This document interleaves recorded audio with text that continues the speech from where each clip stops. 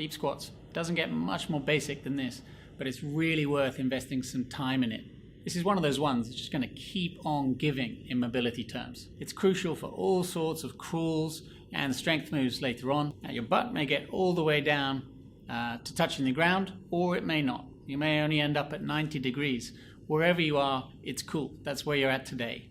Just know that A, it does get easier, and B, the deeper you go, the less emphasis it actually places on leg strength holding you there, and you end up just chilling down at the bottom of the deep squat, working on opening up your inner groin and hips. Until you get to that point though, just adapt as necessary, even if it means shorter rounds to give your legs a chance to recover. If you need to, you can hold on to a pair of rings, TRX, a rope, whatever's around, just to give you some support as you start to gently ease down, ease down, ease down, and slowly but surely you'll find you end up in something close to a deep squat.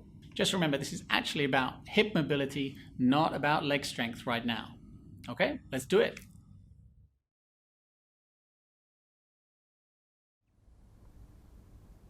So we start with our feet about hip width apart.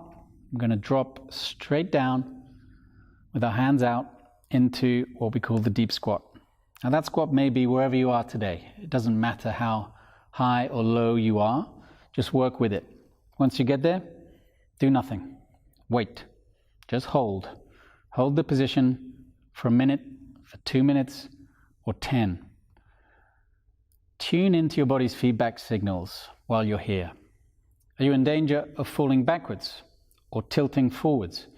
Can you feel tension in your ankles, in your hips, or perhaps in your lower back, or nothing at all?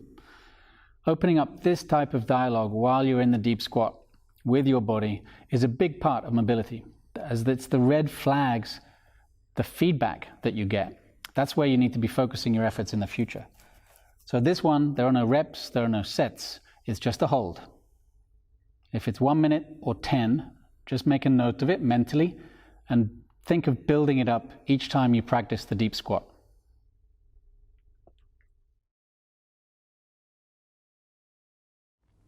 So we progress from there with a series of small pulsing movements, starting with a vertical up and down pulse or bounce within the deep squat.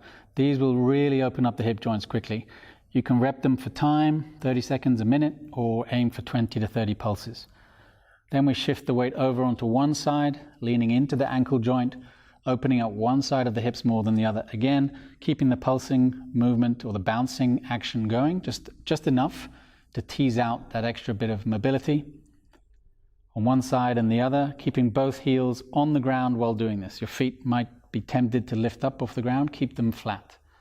Another option is to reach forward from there with the upper back, bending down low into the squat and pushing the reach forward to develop that angle of the position. This one's also going to tell you a lot about your lower and mid-back mobility as well.